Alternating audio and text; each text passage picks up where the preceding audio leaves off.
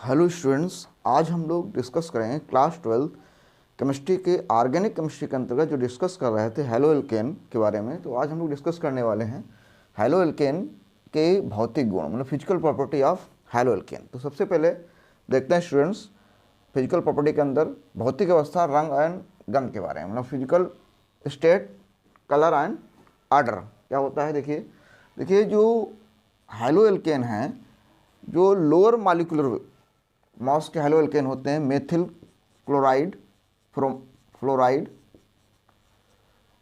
Methyl chloride, methyl bromide and methyl iodide. इसके अलावा ethyl fluoride, ethyl chloride, ये जो है सभी सामान्य ताप पर गैस हैं।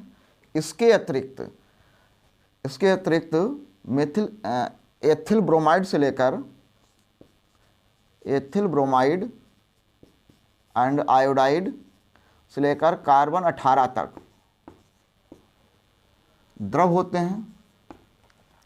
ठीक है, एथिल ब्रोमाइड या आयोडाइड से लेकर 18 कार्बन तक के हैलो एल्केन द्रव होंगे तथा C18 के ऊपर के सभी हैलो एल्केन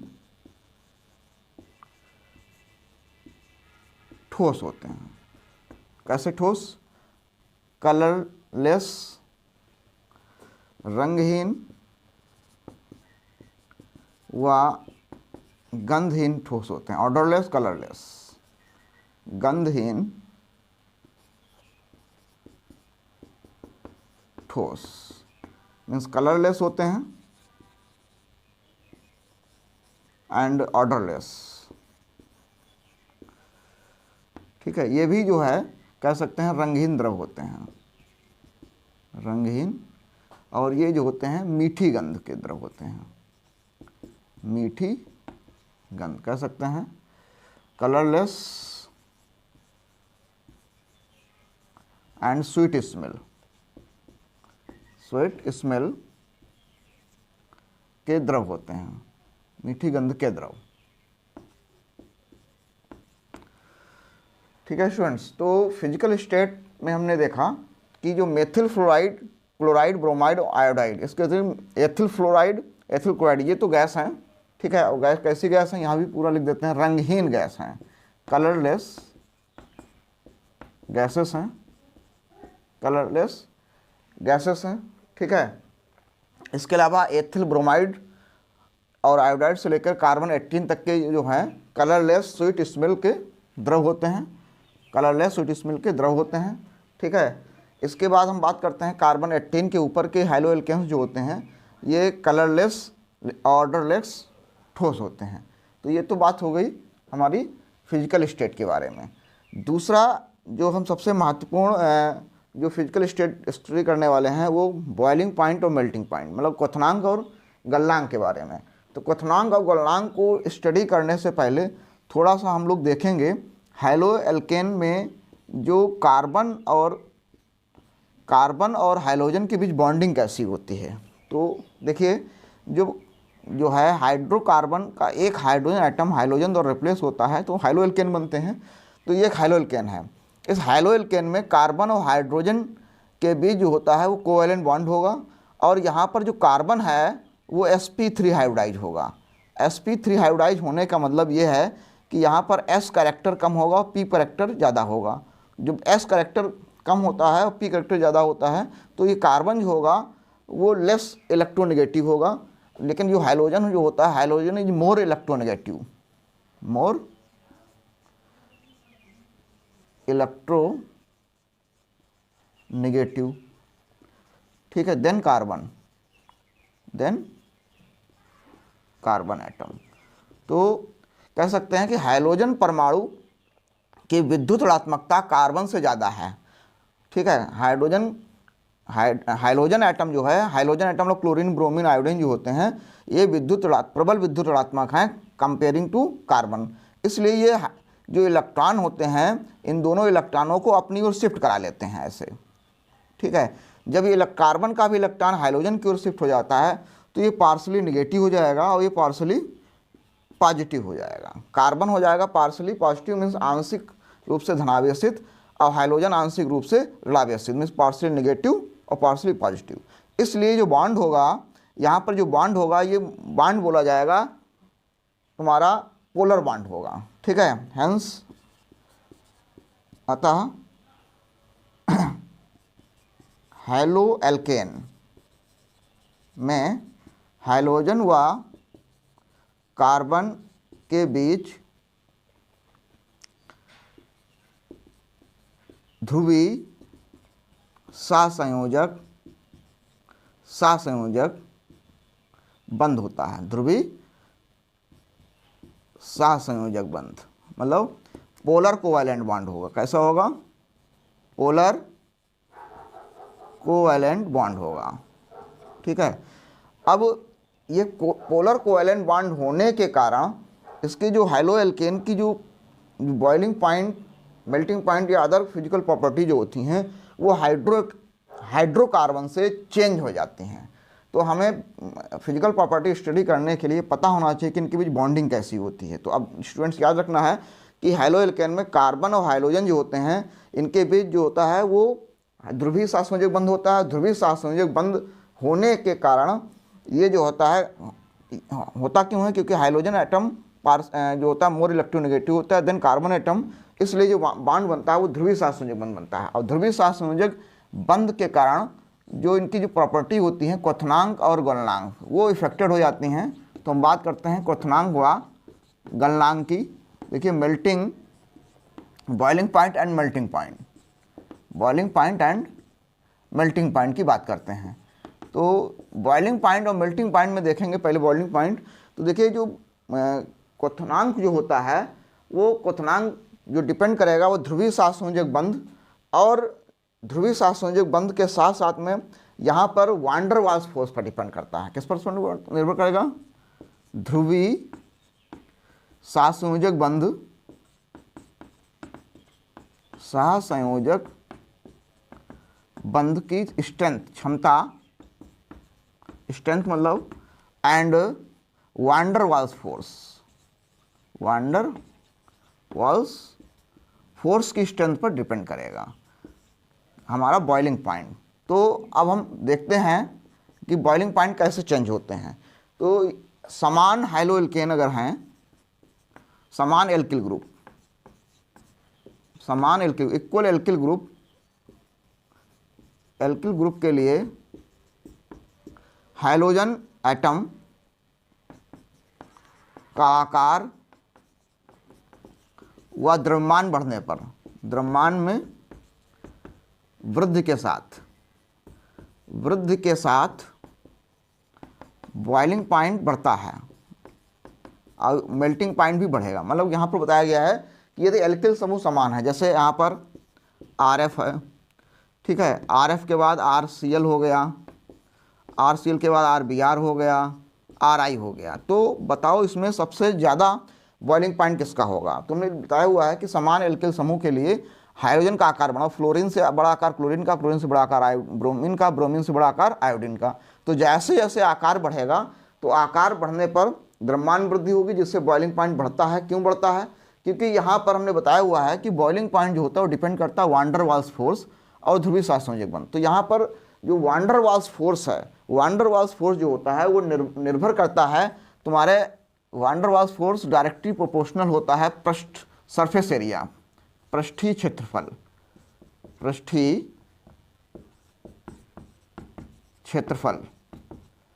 क्षेत्रफल पर, सरफेस एरिया पर। सरफेस एरिया जैसे जैसे बढ़ेगा, सरफेस एरिया जैसे जैसे बढ़ेगा वैसे वैसे वान डर वाल्स फोर्स इंक्रीज हो जाता है। वान डर वाल्स फोर्स इंक्रीज होगा तो बॉइलिंग पॉइंट इंक्रीज होगा। तो हम कह सकते हैं कि boiling point directly proportional to van der Waals force, van der Waals force directly proportional to surface area. तो सरफेस एरिया देखिए कैसे बढ़ेगा, जैसे साइज बढ़ेगा तो फ्लोरीन से बड़ा साइज क्लोरीन का, क्लोरीन से बड़ा साइज ब्रोमीन का, ब्रोमीन से आयोडीन का। इसका मतलब यहाँ पर बॉइलिंग पॉइंट इस प्रकार से बढ़ता जाएगा। तो सबसे अधिक बॉइलिंग पॉइंट की बात करें तो हमारे एल्किल आयोडाइड के बॉइलिंग पॉइंट जो होंगे एल्किल फ्लोराइड से ज़्यादा हो जाएंगे। उसका रीज़न यही होगा क्योंकि फ्लोराइड का आकार बड़ा होगा समान एल्किल ग्रुप के लिए, समान एल्किल ग्रुप के लिए फ्लोराइड का आकार बड़ा होगा, आयोडाइड का आकार बड़ा होगा। आयोडाइड का आकार बड़ा होने से आकार जब बड़ा होगा तो वान डेर वाल्स फोर्स की स्ट्रेंथ बढ़ जाएगी, वान डेर वाल्स फोर्स बढ़ जाएगा, जिससे बॉइलिंग पॉइंट बढ़ जाएंगे। तो पहला क्वेश्चन यही आता है कि एल्किल आयोडाइड का क्वथनांक एल्किल फ्लोराइड से ज़्यादा होता है क्यों?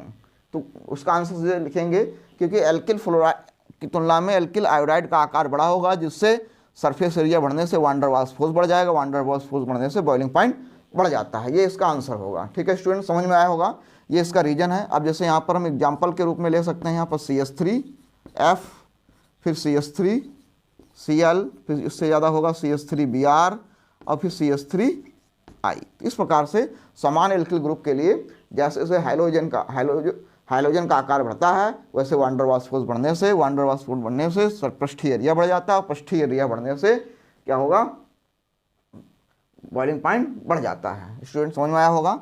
दूसरा पॉइंट ये है कि समान, जैसे यहाँ पर लिखा एल्किल ग्रुप, यहाँ पर समान हाइड्रोजन एटम के लिए, समान हाइड्रोजन के लिए एल्किल ग्रुप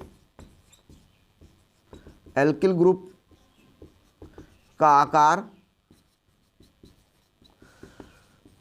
बढ़ने पर बॉइलिंग पॉइंट बढ़ता है। तो सेम यहाँ भी रीजन है।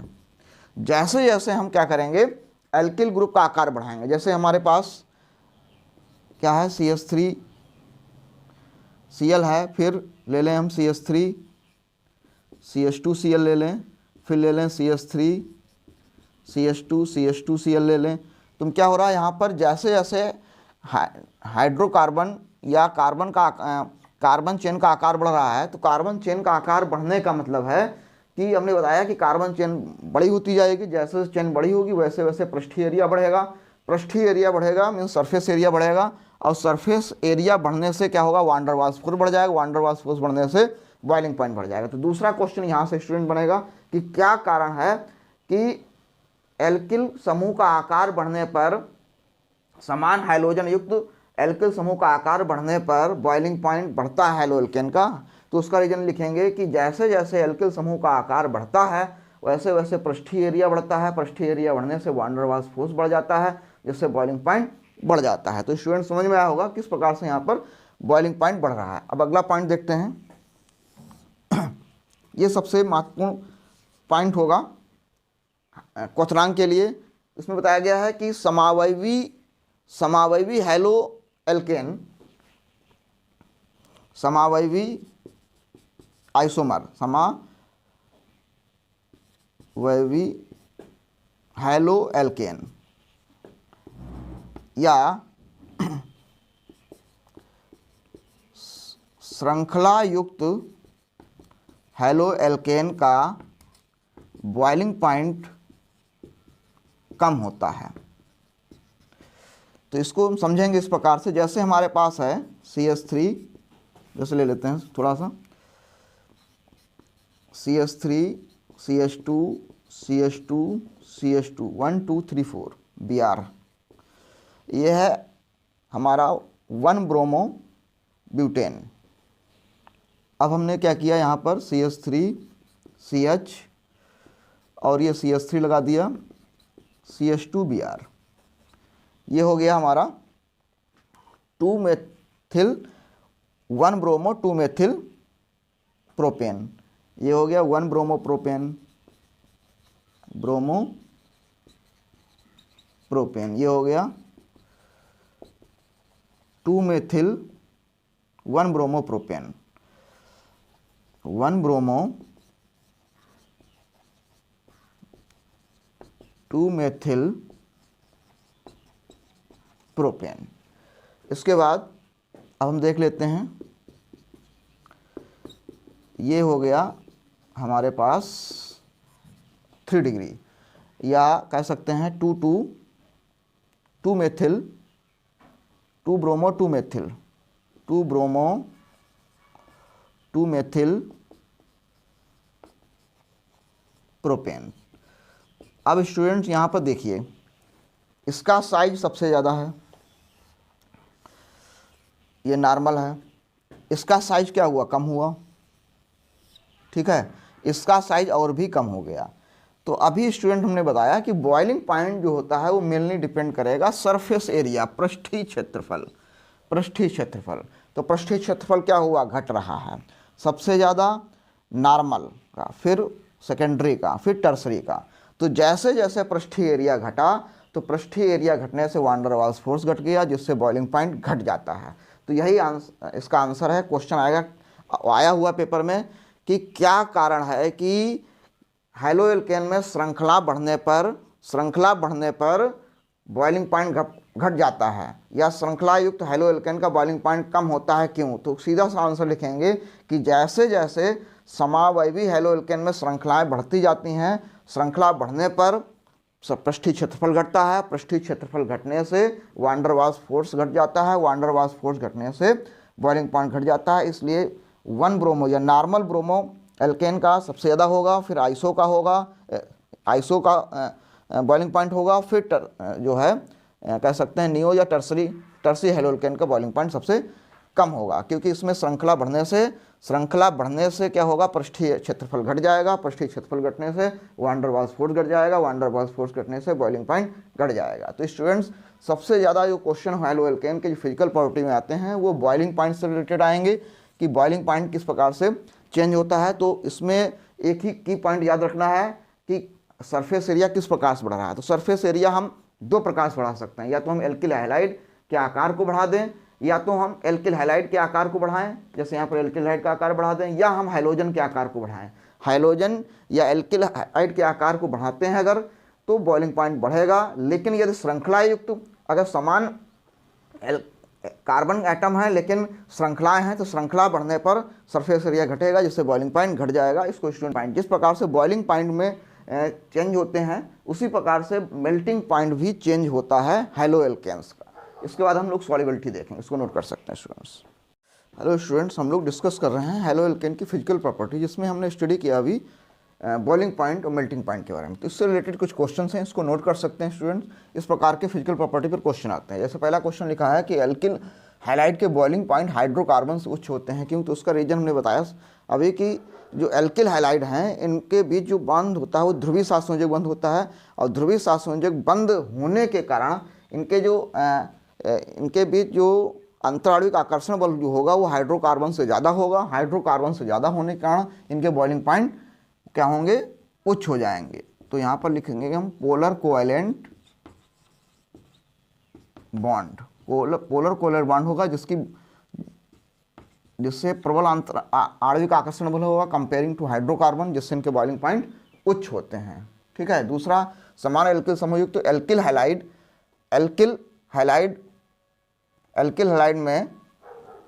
हैलाइड में हाइलोजन एटम का आकार बढ़ने पर बॉइलिंग पॉइंट बढ़ता है। तो उसका रीजन बता चुके हैं, क्योंकि जैसे जैसे हाइलोजन का आकार बढ़ेगा पृष्ठीय क्षेत्रफल में सरफेस एरिया बढ़ेगा, वान डेर वाल्स फोर्स की स्ट्रेंथ बढ़ेगी, जिससे बॉइलिंग पॉइंट बढ़ जाएगा। तीसरा क्वेश्चन है, समान हाइलोजन एटम के लिए एल्किल समूह का आकार बढ़ने पर बॉइलिंग पॉइंट बढ़ता है। इसके लिए भी बताया था कि जैसे जैसे एल्किल समूह का आकार बढ़ेगा, एल्किल समूह का आकार बढ़ने से पृष्ठीय क्षेत्रफल बढ़ेगा, जिससे वान डेर वाल्स फोर्स बढ़ेगा, वान डेर वाल्स फोर्स बढ़ने से बॉइलिंग पॉइंट बढ़ जाएगा। अगला सबसे इंपॉर्टेंट क्वेश्चन पेपर में आया हुआ है कि समावयवी हैलोएल्केन में श्रृंखलायुक्त हैलोएल्केन का बॉइलिंग पॉइंट कम हो जाता है। तो बताया था अभी हमने एग्जांपल लेकर कि जैसे जैसे एल्किल समूह जैसे जो है श्रृंखलाएं बढ़ती हैं, श्रृंखलाएं बढ़ने से पृष्ठीय क्षेत्रफल में सरफेस एरिया घटता है, जिससे boiling van der Waals force घटता है, बॉइलिंग पॉइंट घट जाता है। तो इसके आंसर हम पीछे समझ चुके हैं इसको। ठीक है, हमने इसको क्वेश्चन के रूप में लिख दिया। अगला जो है पॉइंट हम देखेंगे विलेयता, जैसे कहते हैं हम सॉल्युबिलिटी के नाम से जानते हैं, सॉल्युबिलिटी। तो देखिए, जो सॉल्युबिलिटी होती है वो हम ऑर्गेनिक कंपाउंड्स की दो प्रकार से देखते हैं सॉल्युबिलिटी। एक तो ध्रुवीय सॉल्वेंट, ध्रुवीय विलायक, और दूसरी देखेंगे अध्रुवीय विलायक। अध्रुवीय विलायक, ध्रुवीय विलायक का मतलब होता है पोलर सॉल्वेंट। तो पोलर सॉल्वेंट सभी लोग जानते होंगे क्या होता है, वाटर। और अध्रुवीय means non polar. Non polar solvent means होते हैं ऑर्गेनिक कंपाउंड, ऑर्गेनिक सॉल्वेंट। तो ऑर्गेनिक सॉल्वेंट कौन कौन से होते हैं? ऑर्गेनिक सॉल्वेंट हो गए जैसे CCl4, chloroform, ether, diethyl ether, alcohol, ये ऑर्गेनिक सॉल्वेंट होते हैं। तो हमें ये समझना है कि जो हैलोएल्केन है, हैलोएल्केन की सॉल्युबिलिटी पोलर में ज़्यादा होगी या नॉन पोलर में ज़्यादा होगी? तो देखिए जो हैलोएल्केन होते हैं इनके बीच जो बॉन्डिंग है वो तो पोलर है, लेकिन ये जो है, ये जो यौगिक हैं ये ध्रुवीय विलायक या वाटर में सॉल्युबल नहीं होते हैं, वाटर में सॉल्युबल नहीं होते हैं, जल में सॉल्युबल नहीं होते हैं। उसका रीज़न क्या होता है? क्योंकि जल में वे यौगिक ही सॉल्युबल या विलय हो सकते हैं जो या तो जल के अणुओं के बीच के हाइड्रोजन बॉन्ड को तोड़कर क्या करें, नए हाइड्रोजन बॉन्डिंग का फॉर्मेशन कर दें। ठीक है, क्या करें, जल के साथ हाइड्रोजन बॉन्डिंग का फॉर्मेशन कर लें। तो जल के साथ हाइड्रोजन बॉन्डिंग का फॉर्मेशन जो यौगिक कर लेते हैं वो यौगिक ही जल में सॉल्युबल हो सकते हैं, अन्यथा कोई भी यौगिक जल में सॉल्युबल नहीं हो सकता है। तो देखा गया है कि जो हैलोएल्केन जो होते हैं वो जल में, वाटर में इनसॉल्युबल होते हैं, वाटर में क्या होंगे, अविलेय, इनसॉल्युबल, अविलेय, इनसॉल्युबल क्यों होते हैं? क्योंकि इनके बीच तो बॉन्ड तो पोलर है, लेकिन इस बॉन्ड पोलर होने के बावजूद भी जल में विलय नहीं है, क्योंकि ये यौगिक ना तो हाइड्रोजन बॉन्ड का जल के साथ हाइड्रोजन बॉन्ड बना सकते हैं, जल के साथ हाइड्रोजन बॉन्ड बनाते हैं, और ना ही जल के हाइड्रोजन बॉन्ड को तोड़ सकते हैं। क्योंकि हैलोएल्केन जल के साथ हाइड्रोजन बॉन्ड नहीं बनाते हैं, और ना ही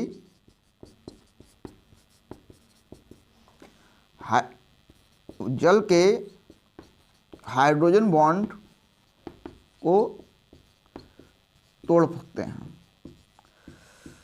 क्योंकि इनके पास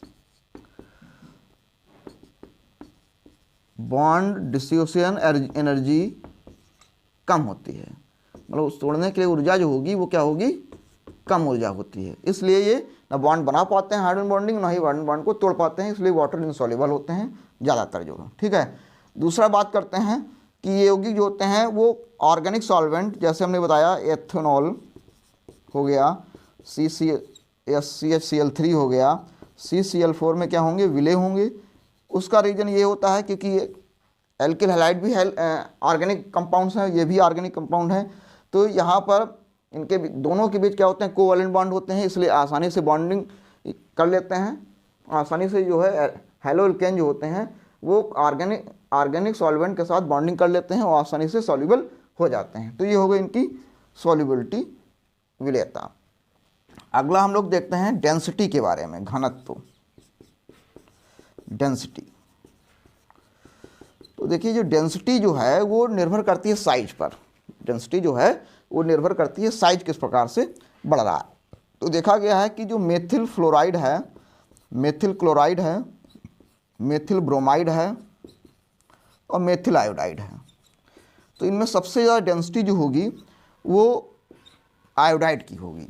घनत्व जो होगा सबसे ज़्यादा आयोडाइड का होगा, कारण क्योंकि इसका साइज ज़्यादा, आकार बड़ा होता है, जिसलिए इसकी डेंसिटी बढ़ती है। लेकिन इसमें बताया गया है दूसरा पॉइंट कि जैसे हम हैलोएल्केन में एल्किल समूह का आकार बढ़ाते हैं तो डेंसिटी जो होती है वो कम होती है। ठीक है, हाइड्रोजन का आकार बढ़ने पर, हाइड्रोजन का आकार बढ़ने पर घनत्व बढ़ता है, डेंसिटी बढ़ती है। लेकिन एल्किल समूह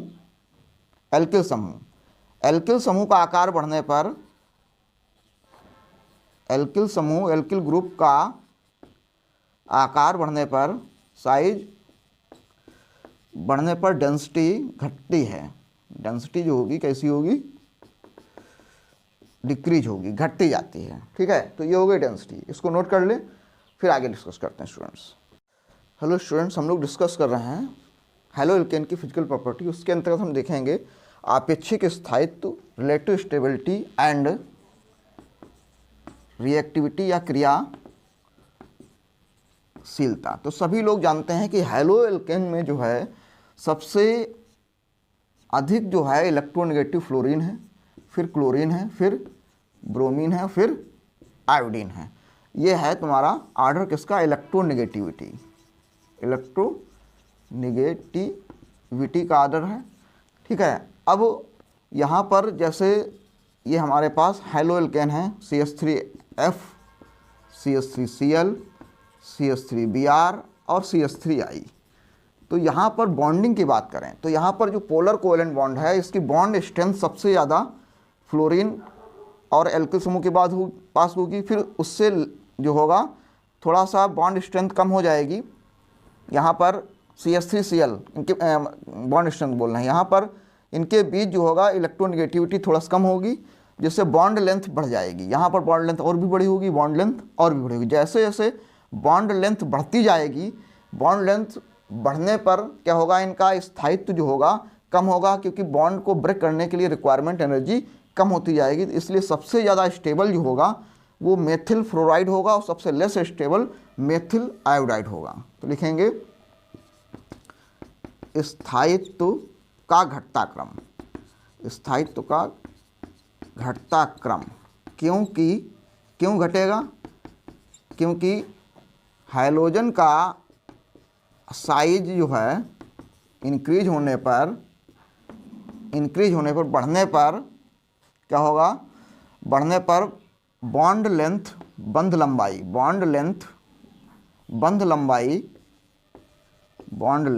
लंबाई इंक्रीज होती है, जिससे बॉन्ड एंथैल्पी डिक्रीज होगी। बॉन्ड को तोड़ने के लिए आवश्यक ऊर्जा क्या होगी, कम होगी, जिससे क्रियाशीलता क्रियाशीलता बढ़ती है व स्थायित्व घटता है। ठीक है, तो स्टूडेंट्स अगर आता है कि methyl fluoride is less stable comparing to methyl iodide, why, मतलब मेथिल फ्लोराइड कम क्रियाशील है जबकि मेथिल आयोडाइड ज़्यादा क्रियाशील है। तो इसका आंसर यही लिखेंगे कि मेथिल फ्लोराइड में फ्लोरीन और एल्किल समूह या मेथिल समूह के बीच जो है ध्रुवीय जो बंध है उसकी बॉन्ड लेंथ सबसे कम होगी।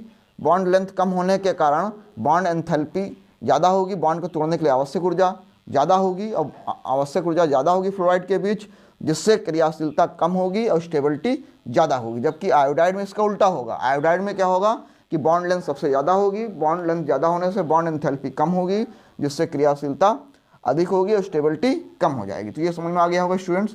अब सबसे बात देखते हैं, सबसे लास्ट टॉपिक देखते हैं, डाइपोल मोमेंट।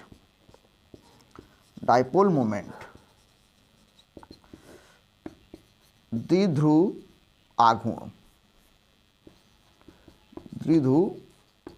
आघूर्ण। तो देखिए डाइपोल जो मोमेंट है, ये फ्लोराइड हो गया,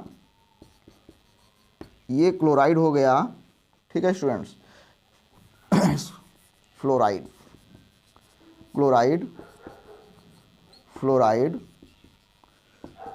ब्रोमाइड और आयोडाइड। तो इसमें क्वेश्चन आता है कि क्या कारण है कि मेथिल क्लोराइड का डाइपोल मोमेंट मेथिल फ्लोराइड से ज़्यादा होता है।